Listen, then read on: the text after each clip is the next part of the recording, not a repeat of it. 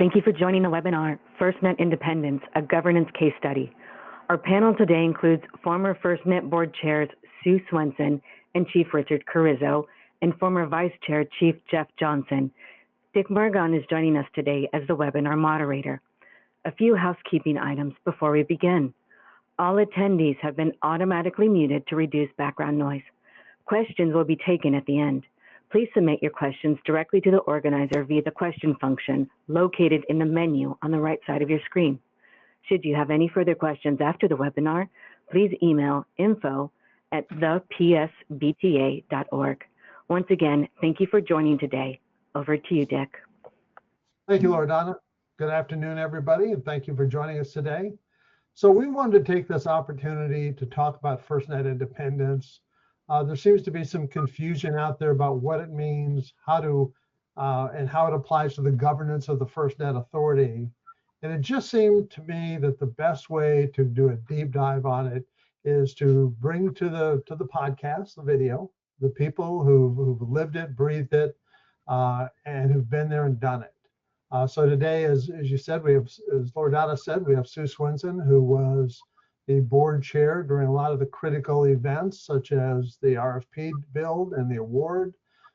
She was assisted at the time by Jeff Johnson, who's retired fire chief out of Oregon, and was very deep into dealing with public safety, getting their wants and needs understood and inserted into the RFP.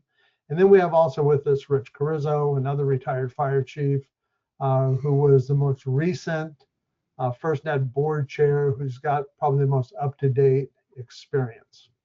So I think the best way to start is to do some level setting here. And that level setting would be related to what was the intent of public safety, why the law originally was built the way it was. And I think the best person to talk about that is Jeff Johnson, because you were there in the beginning. So JJ, you want, and understand, folks, this is a discussion, right? So other people may chime in as needed, but I'm going to ask JJ to start off on that. So Jeff, all yours. Yeah, thanks, Dick. Well, I think the first thing was there was quite a few of us really that saw that the day of map books in fire engines, the day of using paper to do every aspect of our job, that was quickly dying. We were watching people quickly to digitize their life, and we knew public safety would be there in very short order. So then you had to make a decision about whether the commercial networks that we were using were good enough. And frankly, they were when they were, but they could make no guarantees to public safety about their availability in an emergency. You land a plane in the Hudson River, and all the networks go down because they're congested. So public safety can't live with a commercial grade network. So Dick, you and Sue will recall, we went to the commercial carriers and said, who will give public safety a unique offering so that the network doesn't congest? And literally all three networks said, we won't, it's not in the best interest of our shareholders. So that actually just poured fuel on our fire in terms of, okay, we need to design something specifically for public safety. So let's just start out in public safety's mind. This is a failed market. We had an operational need that we couldn't fill with the tools. We approached the commercial market. They said no, and now it's time to do our own thing. So we set about trying to do that. And the key to that is you have to go back to the day they said no, it's not in the best interest of our shareholders. We knew to be successful, we had to create an alignment between somebody's shareholders, the winning bidder, between their shareholders, between public safety and the contractual element that held the winning bidder responsible for their performance. That's what we have. We have a network designed for public safety by public safety. We have a contract that holds the winning bidder. It's AT&T, holds them accountable with severe penalties for malperformance. And they can't just wake up tomorrow and decide they're not going to do it anymore because they have a contract. And that creates alignment with the shareholders. So let's just look at what we wanted in this nationwide network. And notice I didn't say national, Dick. A national network is what you get if it's a government network. And we intentionally avoided that. And listen, I don't mean to be pejorative, I mean to be factual. we've been waiting for 5, 10, 15, 20 years for the federal agencies responsible for public safety communications to do something to solve our problem. Nobody did anything. They kept looking backwards at LMR, backwards at this, but they never solved the LTE public safety network problem. So we needed not a government network, we needed a public safety network that had a unique mix of public safety responders and with commercial capabilities. That's where I met Sue Swenson. Her and her colleagues on that original board built 9 different countries' cellular networks when they sat on that board. If you would ask public safety, you honestly would have gotten it wrong. They were so critical to this original vision. And then it had to have different perspectives, Dick. Like, we know if you're a firefighter on the West Coast has very little in common in some regards with firefighter on the East Coast. Paramedicine, scope and scale of wildfires. You take me out of Oregon, I don't know a thing about hurricanes and tropical storms, nothing. So you had to have people with different perspectives that sit on this board. And that meant some regional variability in terms of who sits there. We wanted to sell spectrum to build this network and then use a part of our user fees to keep it going. So no ongoing federal appropriation would be required. None. It was a promise Sue made as our chairwoman. We will not be back asking for money. And here we are 15 years later, haven't asked for money. This network is sustained and reinvested based on a chunk that comes out of each one of us that's a FirstNet member that goes into the network, and the board of directors of FirstNet makes that reinvestment. And then lastly, oversight. You know, a lot is made of the OIG reports, and to me, thank goodness for the OIG. It was public safety that wanted OIG reports, OMB oversight. We were very excited to have 3 secretary level people sitting on the FirstNet board, because if you know anything about public safety, you know everything is reviewed. Any significant call, we either formally or informally get around the back of a fire engine and say, what went well, what didn't go well. Why? Because we want to be better. So to us, it's all about oversight, as long as we have the opportunity as the people doing the job to respond to the criticism, to respond to people's observations about what could and couldn't be better. So those elements are all public safety expectations. So that's kind of how we got started, Dick. And so a couple of points, and I know I promised I was going to shut up and ask questions, but you know me, it doesn't always work out that way, does it? Nobody believes that. So first off, the meeting where all the carriers said they weren't going to do it, we had representatives from the White House there, their chief technologists. We had people from Congress, and you know, a lot of federal contingencies all heard the carriers say, we will not do it. So first point of addition. Second is, and since they have. Right. And second point is really not a public safety network at first, even though that term is used. It's a first responder network. And the reason why, it's about our first responders in the cities, states, and counties. Our concern was, if this were a success, the federal government would swoop in, large and in charge, and take it over. I mean, they'd use it for the military and everything else, and then we get pushed down the stack, and that hurricane happens or that earthquake, we wouldn't have access to our network. You know, so that's a point of clarity. And I think you might have misspoke, or I heard it, but I think you said we're back asking for money, and we're not asking for money. No, we are not asking for money, and we haven't. Because here's the great thing that I'm sure we'll get into more detail later, is that this is self-funded. This is a large public-private partnership that's self-funded by the users without any federal taxpayer money. So huge success. Other point I'll make to the audience is, if you've got questions, please ask the questions. I'll see them on my screen. I'll either try and integrate them into the conversation or ask them independently. So feel free to ask questions. So with that being the history, Sue, how did you, what was your experience when you came in knowing that background or learning that background?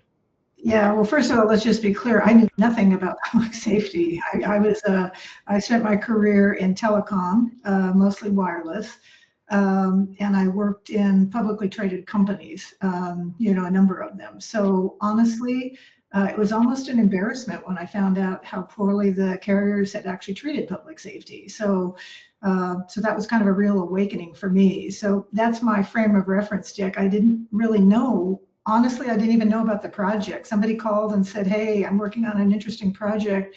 Would you be interested?" I ended up talking to the Assistant Secretary of Commerce.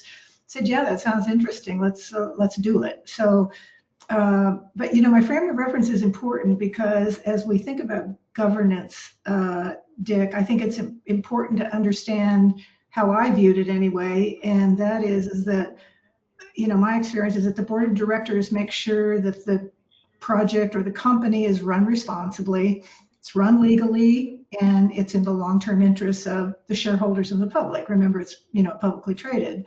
But the board has responsibility for setting direction, overseeing management, and holding the leaders in the organization accountable. But it doesn't run day-to-day operations.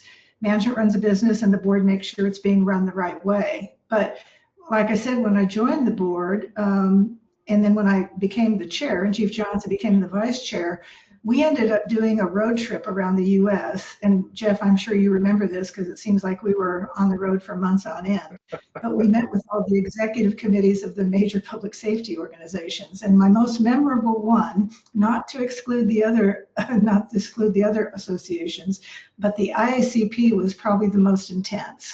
Harlan McEwen was in the meeting actually. And that's when I really started to learn about public safety and what was important to them and why the legislation from 2012 was written the way it was, because there was a clear delineation of what public safety representation on the board, and that they also wanted to make sure that there was also a committee that I think part of the legislation, Jeff, was that you created a public safety advisory council that reported to the board and made recommendations to the board. But what we learned, without exception, I want the audience to understand this, without exception, every association of executive board said, has to be run by public safety for public safety. I mean, they couldn't have been more explicit about it. And it was not acceptable, they said, to become a federally run program, full stop. I mean, there was just no ambiguity about it. So that really hit me because I had not heard it so intently as we did at that IACP meeting. And I was surprised at the intensity, Jeff, of that conversation. Maybe you weren't, but I was. It was unambiguous. Yeah, it was. So I think, for 4 years when Jeff and I were the chair and the vice chair, we wanted to make sure that we were running the organization in a way that was what public safety had envisioned. So the board set the strategic direction, which is particularly important, Dick, as you mentioned, in the early days, since no one actually knew what we were doing. I mean, it was like an unknown path that we were on. We created a roadmap.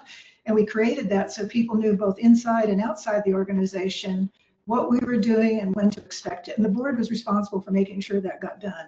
We also made decisions and executed on financial decisions, whether it be how we did the financial model for the RFP, the negotiations, that whole thing. The board was in charge of that. And then we did oversee the execution of the program and held management accountable.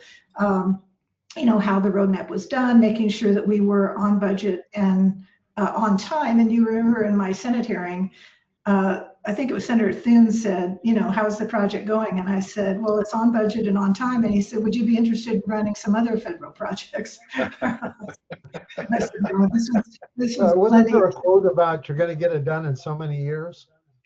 Well, yeah, I think it was Senator Fisher asked me, well, do you think you'll be able to get this done before the license expires? And in my head, I'm thinking, my God, that's 10 years. I mean, that's an eternity in the world I came from.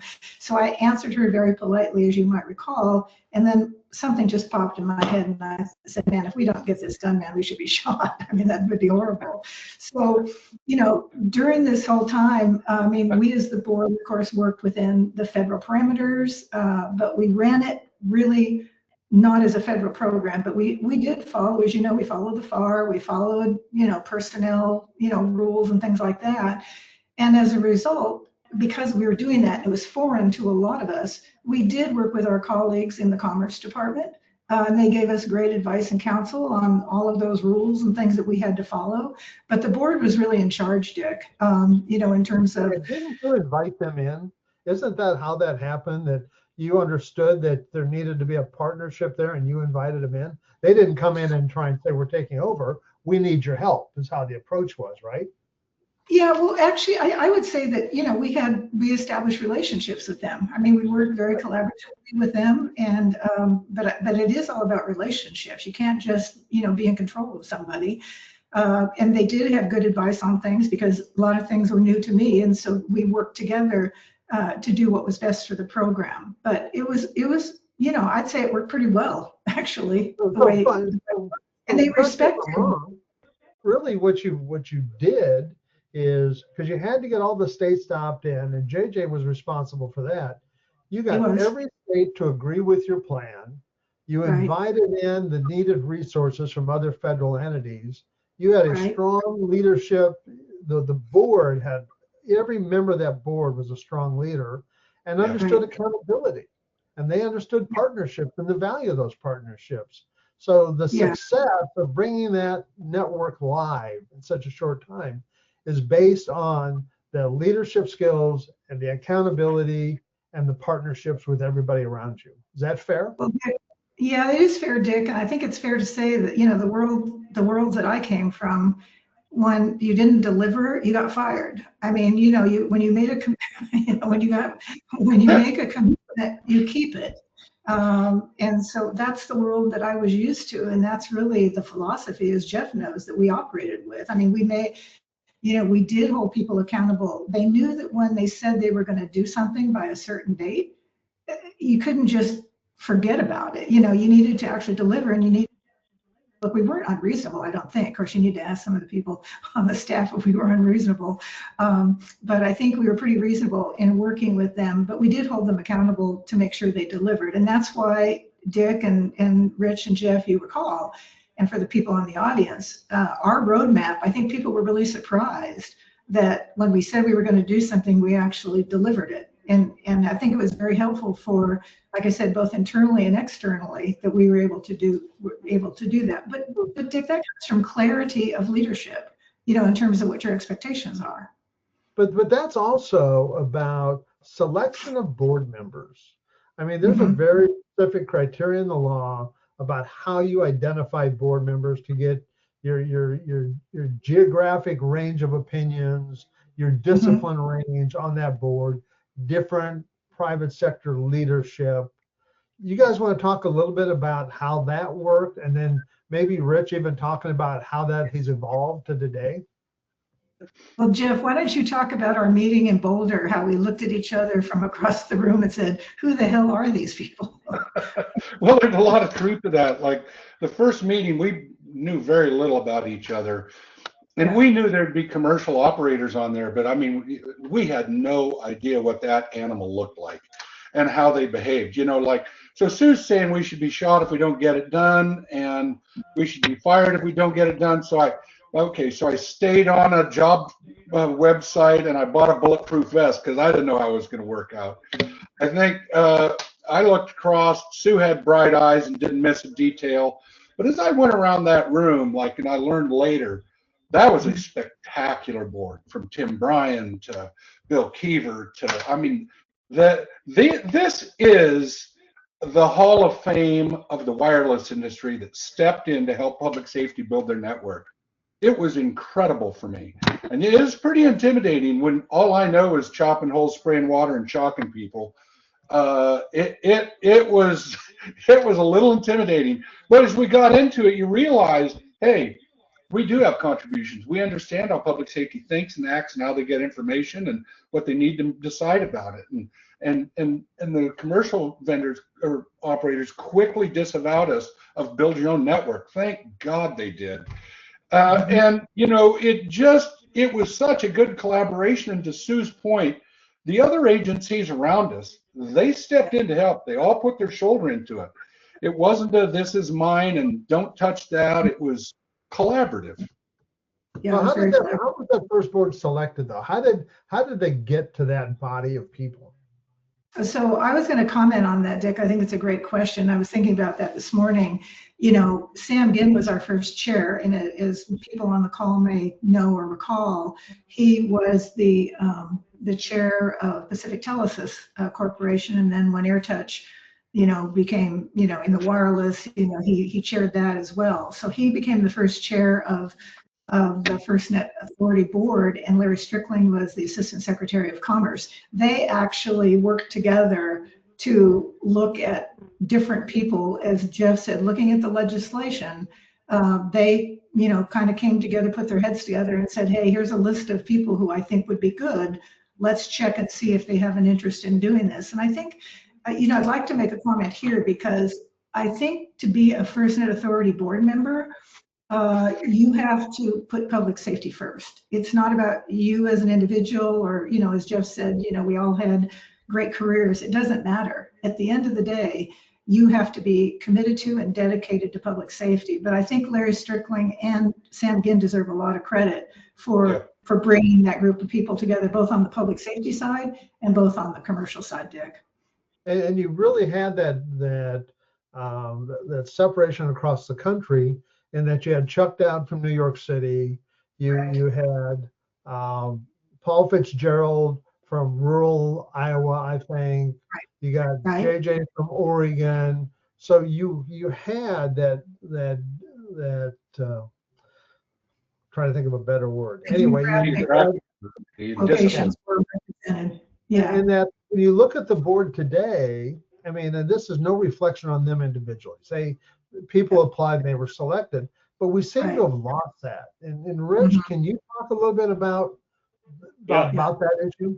Yeah, so I would say it started changing the board structure, and really not the structure per se, but how people were selected. It was an actual real selection process instead of appointments, and you really just applied to the job, and anybody could apply in the U.S. as soon as it came out under the government format, and then you just submitted a resume application. If you were part of an association, they would ask later, will that association support you in doing this? It's not really a recommendation per se. No board member represents just an association. They represent all of public safety, but it just helps to be part of an association, possibly for the public safety people. And when I came on, they had kind of got out of whack, because right when Sue and Jeff came on, they had staggered terms of 1 year, 2 year, 3 years, and then they could fill out their additional 3 year and an additional 3 year, because you can only do 2 3-year terms. As time went on, it got completely out of whack, whether it was NTIA doing the hiring process or just the federal government slowdowns. It just was on and on. And so I came on, and I think 6 of us came on together, where really only 3 should have come on for the staggeredness. And so that started this push of how do we make terms staggered again? And they would work on it, and then it would come back that basically because of the law says this, we can't adjust it unless we adjust the law. So this last group that came on, 10 people came on all at the same time. So that only leaves 2 spots that are staggered. So what we have right now is, if things don't change, is you have 10 people that could come off the board, 10 new people could come on the board every 3 years. And there's just no, what happened, as we all know, in any organization, you lose all of that knowledge of 10 people coming off at once, or you don't get to do a second term possibly. And then you have new people, possibly like last time, 10 new people coming on that you just heard Jeff and Sue say, we knew nothing about this. That is still the case today for the most part when most people get there. They know their disciplines, they know their technology piece, they know their finance pieces, but to sit on that board and go, what's the real mission? I've read the law, but I don't understand it completely. So there is this massive, almost, I'd call it a 12-year learning curve of what don't I know of FirstNet when I get there. And that's become an issue that. So is it fair to say when it sounds like what you're saying is when that separation by timeline, bringing in a couple at a time, we lost a lot of institutional knowledge. We've lost the ability to train each other, and that continuity tends to go away. Completely. So it's really important that anything that happens in the future has got to reinforce that. Right. Yeah, I think, Dick, too, I'd like to add to Rich's comment, not only about the process and the stagger, is I think it's really important for the chair and perhaps maybe one or two board members to be very involved in the interview and recommendation process, because they're going to see, based on their own experience, what's the right mix to bring together. So I think, again, it has to be, there may be some participation, but I think you have to have as much influence on the selection and the recommendation as any other part of, the government. I think it's really, really important. I can't imagine, being part of a board where the chair and, maybe even the chair of the nominating and governance committee wouldn't be intimately involved in the selection process and the recommendation for who comes on. I think it's very important because you're going to get that public safety representation, and you're going to get possibly somebody with, as Rich said, maybe a financial background. So you're looking for that skill set, and you're looking for people who are truly there to support public safety. It's not just a tick box, I want to, build my resume. This is not a build a resume type of experience, in my view. So really, one of the things that's happened then is as I understand what you're saying, is the selection process. There needs to be more involvement by the board itself. And I think that kind of ties into some other issues that are currently out there, such as the management of the FirstNet Authority and the executive director. I think a lot of people are confused on how that works and how that's. I don't know if it's changed. It's changed a little bit, I think, over time. Rich, you and Sue want to talk about that? Yeah, I'll let Sue go first. Yeah, well, when we first brought some people on, again, as I mentioned before, in all of the things that we did, it was very collaborative. Obviously, we put out a search for that individual. We did interviews. There were people on the board, people within the commerce organization inside of it that were party to that. We had very robust and thorough discussions about the skill set that we were looking for. And there was a lot of respect for each other in terms of the criteria that we were looking for. So we never really had an issue, Dick, with having any disagreement. I mean, we really aligned on who we thought was the best person for the job. So it worked pretty well, but I've been gone a long time, so I don't know what Rich's experience is. But apparently it's changed, huh, Rich?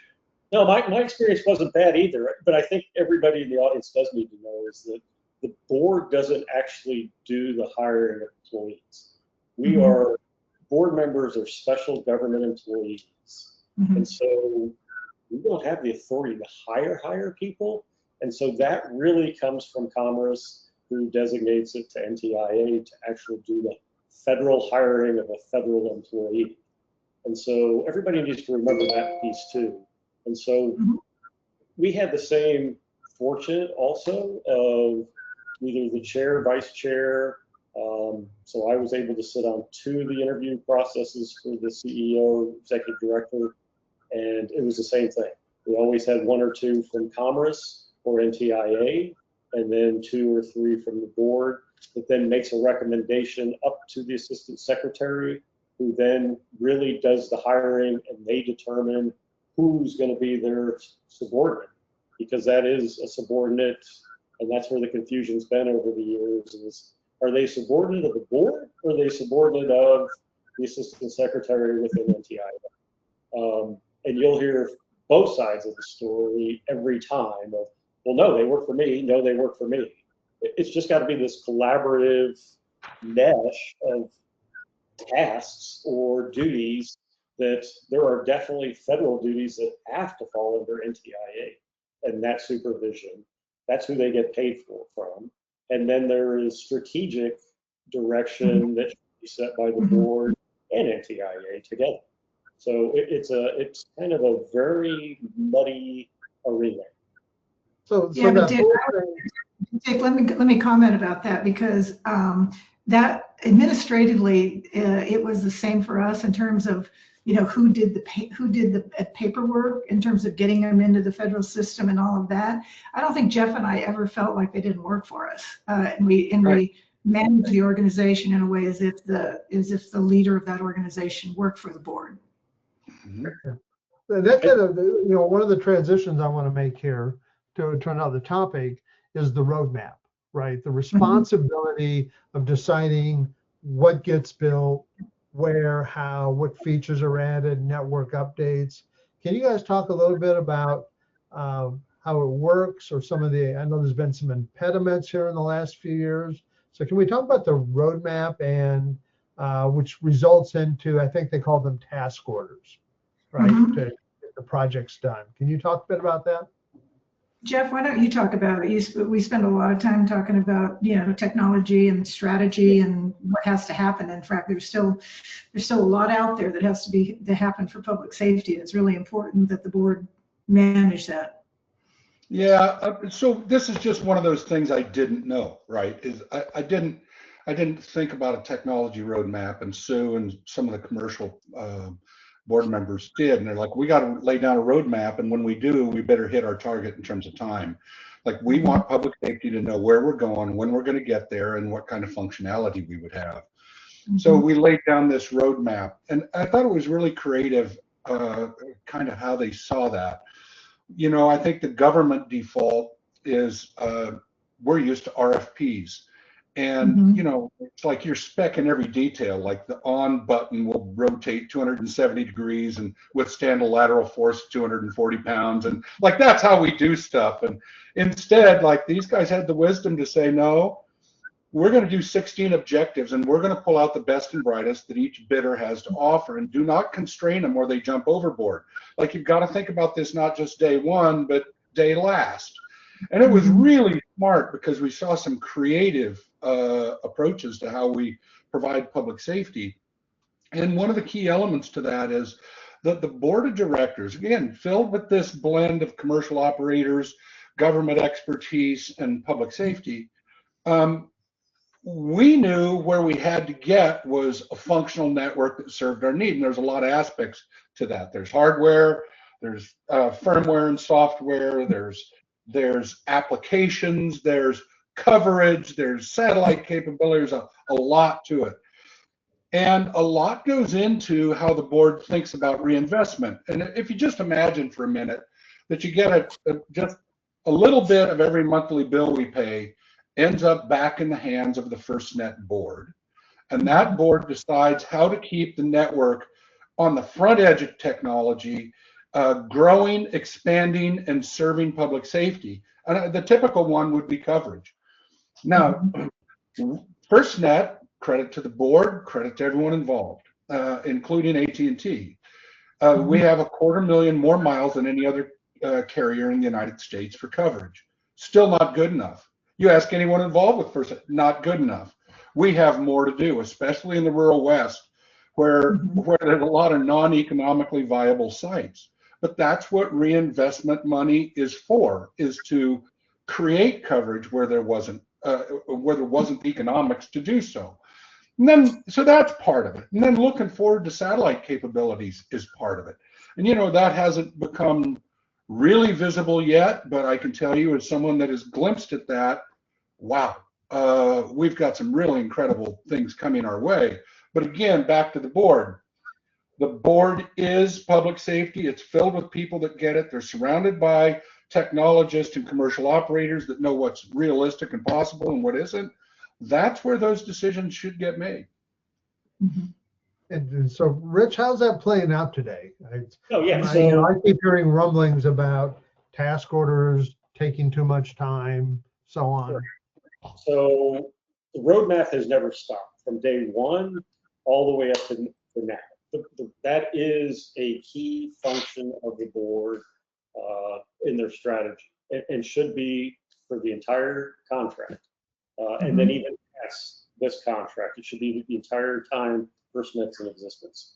And so With that, there's updates to the roadmap, not maybe annually, it just depends on what comes out of the roadmap. So I think what we didn't tell people on the roadmap is that roadmap's developed from public safety and all the first responders. People have to give input in order to figure out, for staff to figure out what direction to take in the roadmap. So what has happened is the authority is on a 1-year annual renewal, I guess you'd call it, where they try to go out to every state, invite people in. This past year, it was a little different than in the past, where they had closed it off to smaller groups. Not sure why that was. Always in the past, it was larger groups, more input was given, and they went to a different direction this year to do smaller teams out there at each state. From the roadmap, as Jeff explained, then comes these task orders with the reinvestment.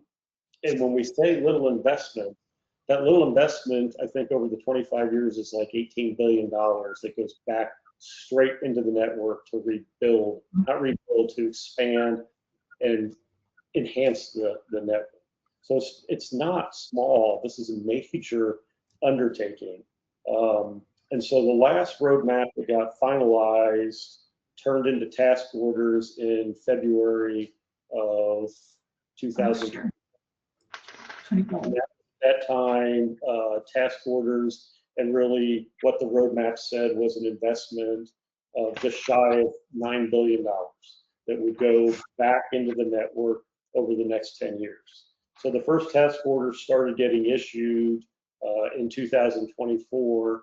Some of those task orders are still sitting today because they have not been implemented at all by the Department of Commerce.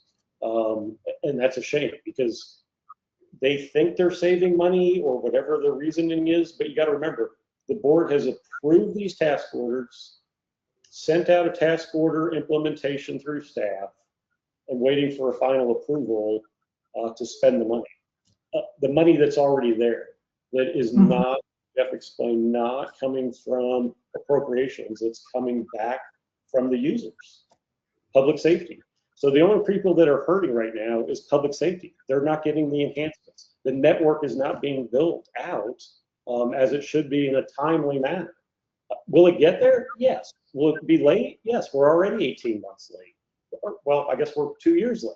So at what point do things really start getting going? And all of public safety should be upset about this. That their task orders, not the board's, public safety's task, because it was their input that created the roadmap.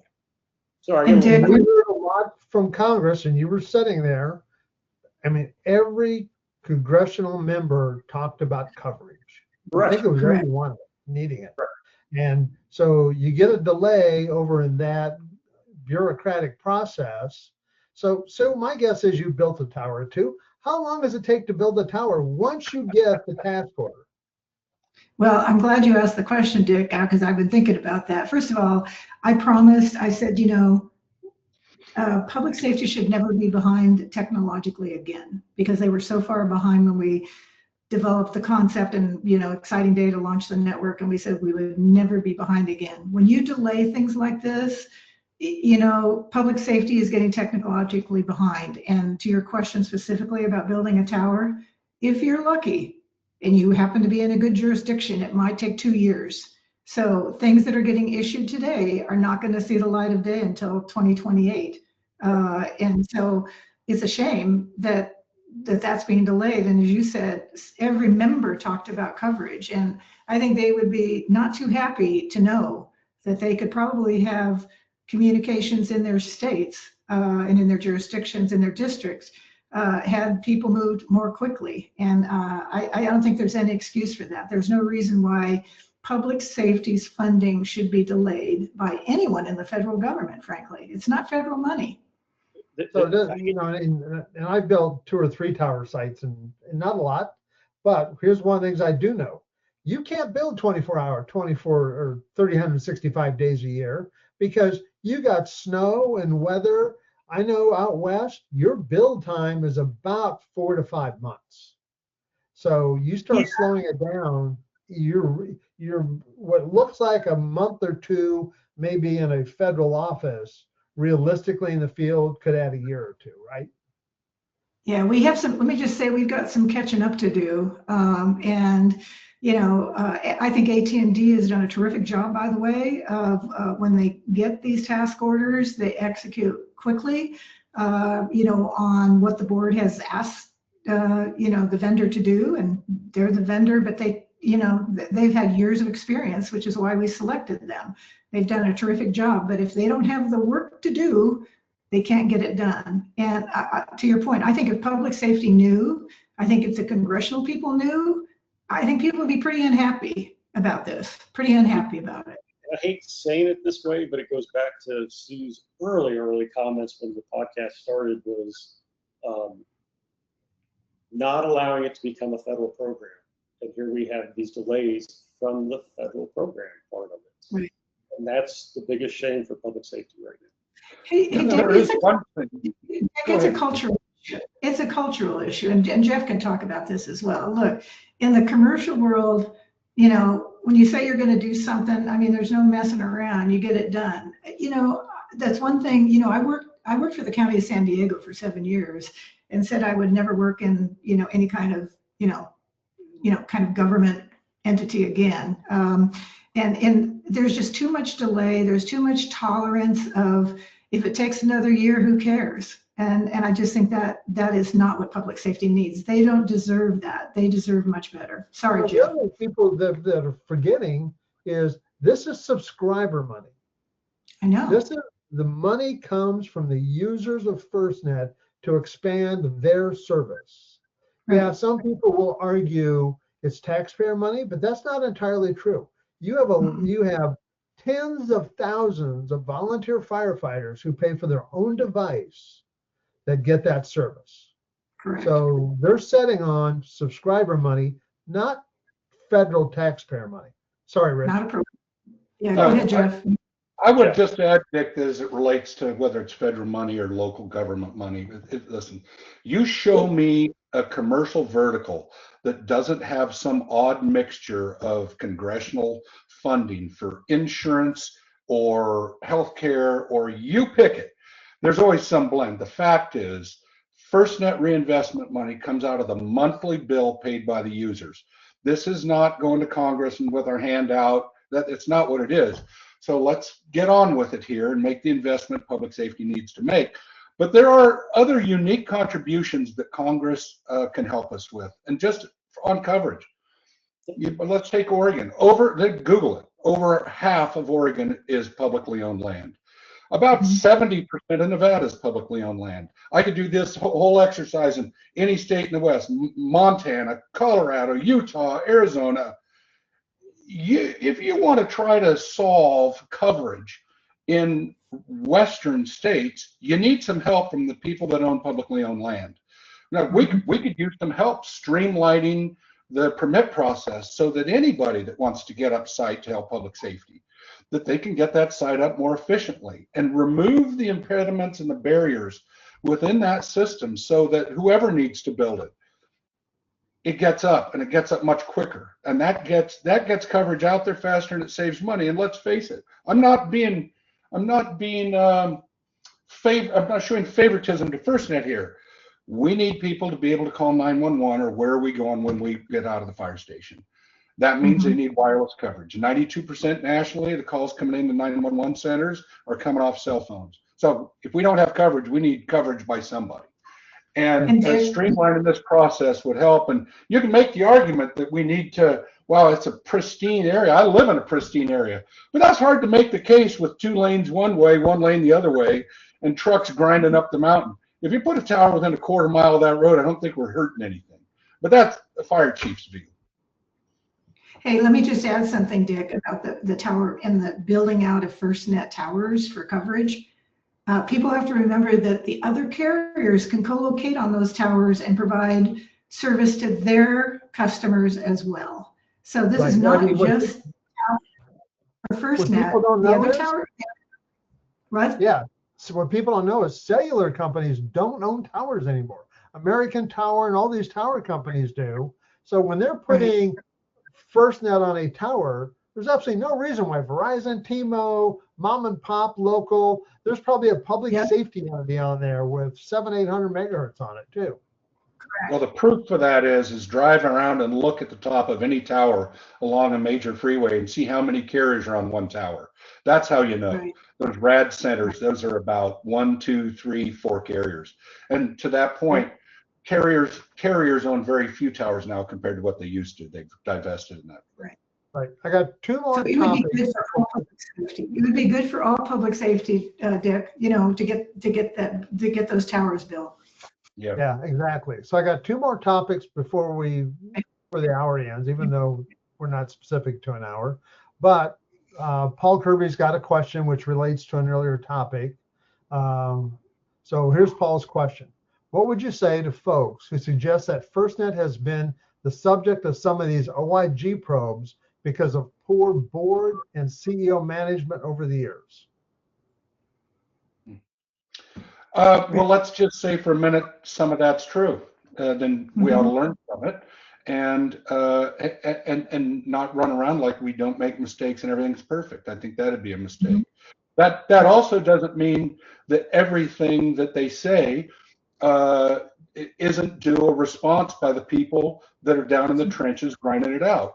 And the real issue comes, Dick, is if the board, if you receive this inbound observation by the OIG, and we have insight, we should be able to provide that and not be barred from engaging a senator or a congressperson that has a question for us, not be barred in talking to them, not to have the board barred from responding to the OIG, and someone somewhere in the government that's being very careful rather than just tell it the way it is.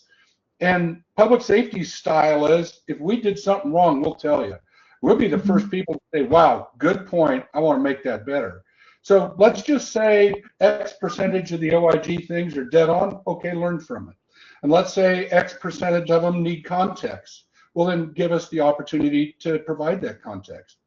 There was one event, there was one OIG report that was critical of public safety and on a response issue. It shocked me, the criticism. So when I dug into it, I was surprised to learn that it was extremely out of context. Was it factually accurate what they said? Yes, you lost the context. The context is the people on the ground did the right thing for public safety that day. We didn't have a process that allowed them to tell that story. It brought criticism. Doesn't mean what they did was wrong, but you got to let the people that are out there doing the job respond to it. My colleagues probably have a different view. I would add to your comments. So if it is a learning experience, being able to comment, you said, you got to be able to comment of how you're going to even correct it, not have an outside agency do that for you. The board's got it. The question was on the board and the executive director. Then it affects the executive director and the board of learning from it, and they should be the ones responding to that issue of how they will correct it into the future and make it better. So I think part of the irony here is that, and I wrote an article about this whole idea of accountability. So you've been accountable to thousands of employees, to boards of directors, to shareholders. JJ, you and Rich are both accountable to the firefighters who are risking their lives under your leadership. You've been accountable to the community, to the elected officials around you. I've been in similar scenarios. Public safety does not fear accountability. We welcome accountability. We've all seen those kind of reports. Nevada's got this unique thing called civil grand juries. They convene a grand jury to review government operations. It's not criminal like you see on TV. It's just input, and you have to go in and explain what you're doing. We like that. The problem occurs, in my mind, in 2 phases. One is when they tell you you broke it and you didn't fix it. So if you have a review 1 year and the next year they came in and go, we told you you broke this and you didn't fix it, that's a problem, right? And I don't think that's ever happened. The other is, I think and Rich, I'd like you to comment on this, there's some confusion in some of those reports on who works for who. And so there have been comments about this person broke it, but the report didn't understand the relationships.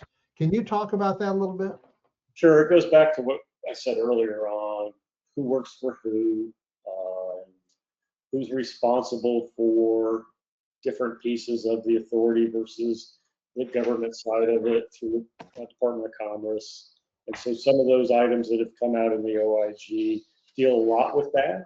And again, it goes back to not enough collaboration within of determining who's going to write what and writing it together, whether it's NTIA and the board and saying, we will write this together because it affects both of us because we're both to blame on this, or I shouldn't use the word blame, but we both can correct from this. So how do we correct together? And that is a big portion that's being missed right now, the collaboration between both entities. And honestly, that started from back to Jeff and Susan, from before it was ever employees ever.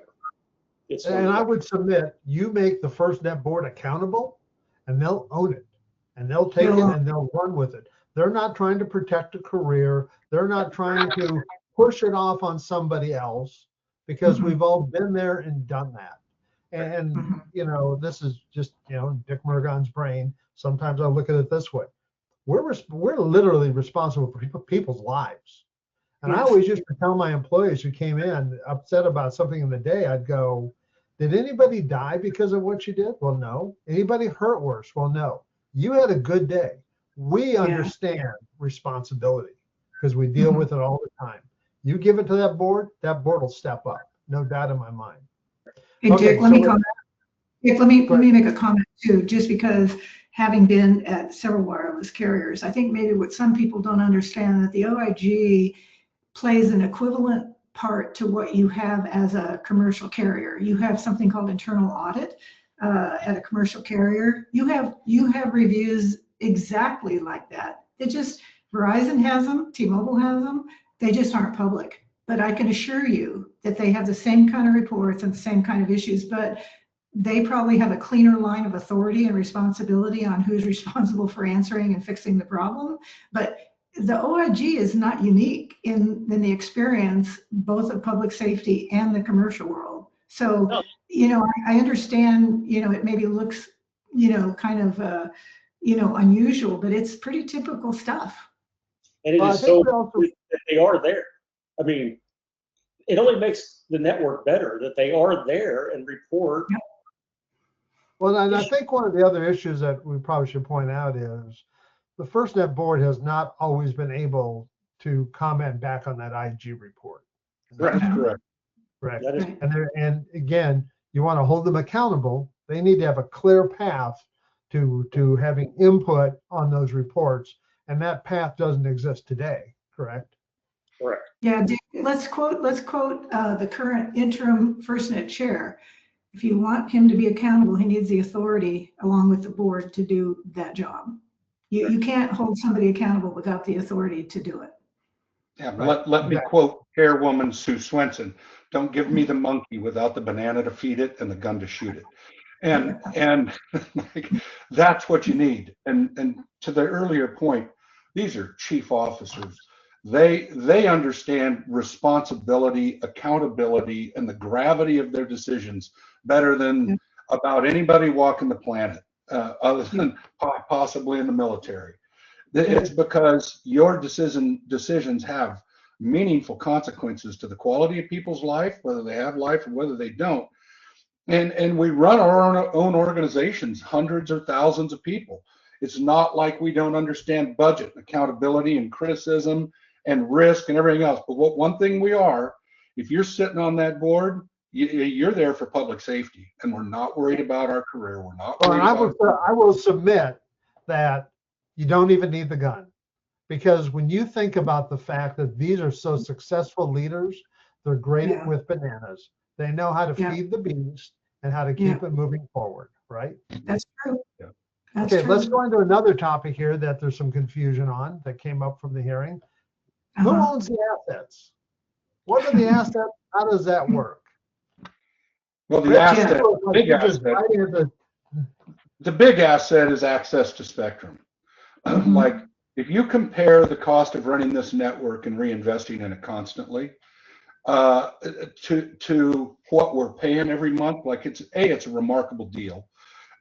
B, because this thing has to be ever fresh, that the real value, I think, the value proposition for a carrier that wants to bid on this is in the spectrum and access to the now over 8 million connections that you would have as an immediate subscriber base. Those things are very valuable to a wireless carrier. Well, I think so. Guy who's built networks, I have. What people understand is it's not an asset; it's a liability. Mhm. That once you've bought that, yeah, you put an asset tag on it, but today it's worth $5, tomorrow it's $4, then it's $3. When we built this idea of a public-private partnership in 08, we didn't want that liability.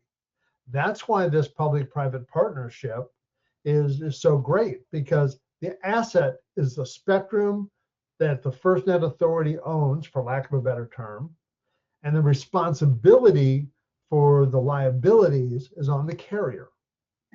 I'm a vendor. You look like you wanted to add to that, Rich. No, I'm good. Okay. Well, I would just add something that, you know, I think you have to look at, like, I mean, just reading the news of late about the FAA, and I guess the government owns that asset, and I guess it needs to be upgraded at the cost of about $40 to $50 billion. So, like you said, the private-public partnership, you know, in a world where technology is ever evolving, this is not like you build a desk and the desk is good forever. You know, I mean, this is it's a network that needs to continuously evolve. And so I think it's a much better model for what we're trying to do here versus doing something like the air traffic control system. Well, we've got, local government. We have the exact same example. We build LMR networks. It costs $100 million to build it, to cover a city like Las Vegas. And all of a sudden it's getting out of date. You got to maintain it. Your costs go up. You don't have a pre-programmed cost necessarily. And then all of a sudden you don't get new features because it won't support it. And now you're going back to the elected officials who need a special tax rate to buy the next network, which isn't 100 million, it's 200 million. So significantly, this relationship has taken that monkey off the back of everybody. Yeah, it's like, just compare the two models for a minute. One, we fully cash it, build our whole thing. How many hundreds of billions of that would that have cost? And it still wouldn't be done today. And then by the time we finished, it needs to be refreshed, probably way overdue, Dick, your point, to be refreshed. That's model A. Model B, you sell some spectrum, you take some starter money, you get a carrier partner that's mutually, it's a mutually beneficial relationship for them to have this and for this to get to public safety. Public safety takes a percentage of their monthly bill to pay for the network to constantly get better. And we do that till the end, constantly ever fresh, never getting tired, federal money not paying for it, user money's paying for it, and some of that money has been set aside so that the starter money is back in the kitty at the end. So if we need a new partner at the end, we have the money in the kitty. And I probably forgot to mention, we did all that and put $39 billion toward deficit reduction. I think you have a tough time making a case this has been a bad idea. $39 billion to deficit reduction, 8 million connections at no federal expense ongoing from appropriation. It's all being refreshed and rebuilt and modernized out of the users. And there are parts of it that aren't perfect, and we'll say, look, it's not perfect, let's make it better. But we're doing so with this unique combination of experience and ideally with good partners in the government that are telling us how to navigate that and stay out of trouble. And I mean, that's when it's working right. Yeah, submit that public safety designed that. Public safety managed it with the help of the private sector and Sue through the first part. You allow public safety to continue doing their job as designed. We'll go from 7 million to 15 or 20 million in the next 10 years. that Yeah. they're doing exactly what we asked. Mhm. So last topic. So here we had a hearing on a bill markup. It wasn't quite as we expected, but as they noted, it was just a markup. Rich, can you tell us kind of and help the audience understand where we're at? Certainly. Where we're going? Before, I first want to say thank you to the staffers that we've been working with on the Congress side and slowly into the Senate side. They couldn't be more helpful, and we heard it at the hearing of how much the congressional people really want to hear from public safety, and they're hearing from public safety last week and this week. So we appreciate that they're willing to listen to us and make a difference and make the law really better. That's what we're trying to do, is make the law better. We talked a little bit already about the board. One of the key things that public safety is pushing is that the board moves from 3 members of public safety to 5 members of public safety that are either from the state or local. All that means is that we're trying to prevent just a federal bureaucrat, public safety person getting on the board, and that could be all 5 spots. It needs to be from the people that are the professional people out in the communities. So that's one of the key things. The other is we talked about a little bit today is how the duties of whose duties are whose. What duties does the authority board do versus what duties does NTIA and Department of Commerce, the federal side, do? There is definitely a difference between the two, and there's things that the authority should not be doing, just as there are things the NTIA shouldn't be doing. We talked a few about them today. Is the roadmap. That's definitely a board function. HR, budgeting, accounts receivable, accounts payable, that's NTIA and the federal side. Ensuring that the task orders are done is NTIA, but issuing the task orders should come from the board, from the roadmap. So there's that's going on, and trying to determine what duties are each. There's also the interoperability language, and how does that interoperability language really meet with the standards that are out there today versus the standards that will be there in the future, and what does that really mean, defining that to a complete halt. And then I want to bring up a little point of clarity there. You said budgeting with the federal government. I think budgeting we actually want the FirstNet Authority Board to do. We want them to do accounting is what we want. Yeah, accounting. The authority would implement, or they would develop the budget, adopt the budget as a board, and then give it over to NTIA to implement. That's they should be doing the accounting part on the federal side. Completely. JJ, I know you've had some meetings. What are your thoughts? Yeah, like Rich, I've been really impressed with the engagement of the congressmen and women and the senators and the staff. I've felt it to be very genuine and very earnest. I think they're very concerned that public safety, that they get the network that they need and that we support it. I think we heard a lot of that during the House Energy and Commerce last committee hearing from the members themselves. That no one's saying there isn't a way to make it better. We're all trying to figure out how to make it better. But I think I've been really pleased with the feedback we've been getting so far, and it's a good thing to be public safety, just trying to do the right thing for people.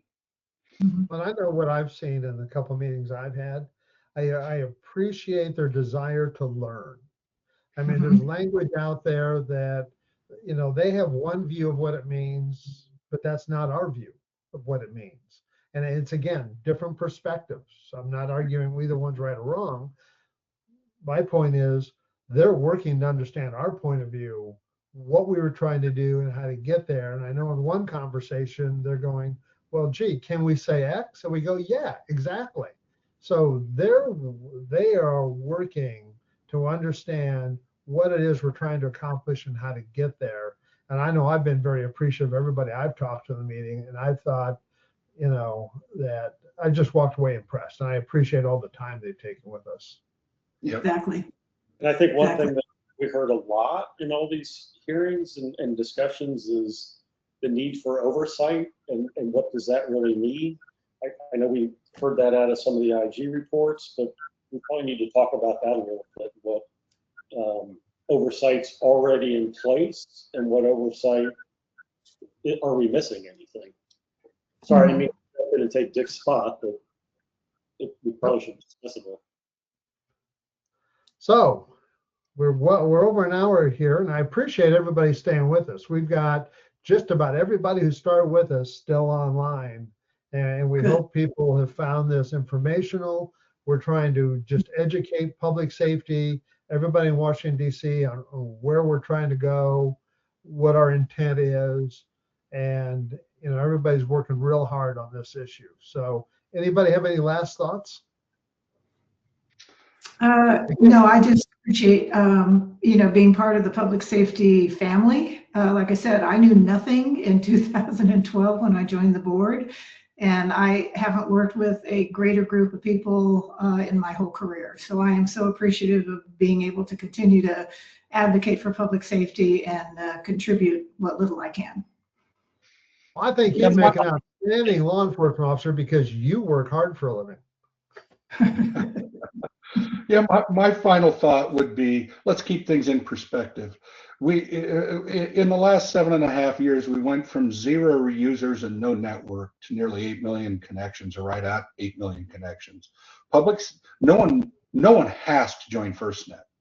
This is a choice for people. And 8 million connections voted with their feet. I don't think we got it all wrong. So, let's focus on the best parts of it. If there's ways to strengthen it, no one's more in favor of that than public safety. Let's go get it done. Yeah, Dick, one additional comment I'd like to make is I think the folks at AT&T who work so hard to deliver on this deserve a lot of credit. This is not trivial to deliver this network and to continue to have it operating the way it does and continue to innovate new products for public safety. So I really think, and having been at several carriers, I know how hard this is. I think they deserve a lot of credit, and no one should take it for granted, the job that they've done. Well, They've kept their word and some. Yeah, I like to point out the fact that they were one of the, every carrier had an opportunity. It was a difficult task to figure out how do you do this and still meet your stockholder needs. Yeah. They figured it out. And people should not forget the effort they went through to help public safety that nobody else did. Right? Exactly. Yeah. Okay. Thank you guys very much for joining us today, and thank everybody else for participating who've dialed in. Have a great afternoon. Thank you, Dick. Thank you. Thank you.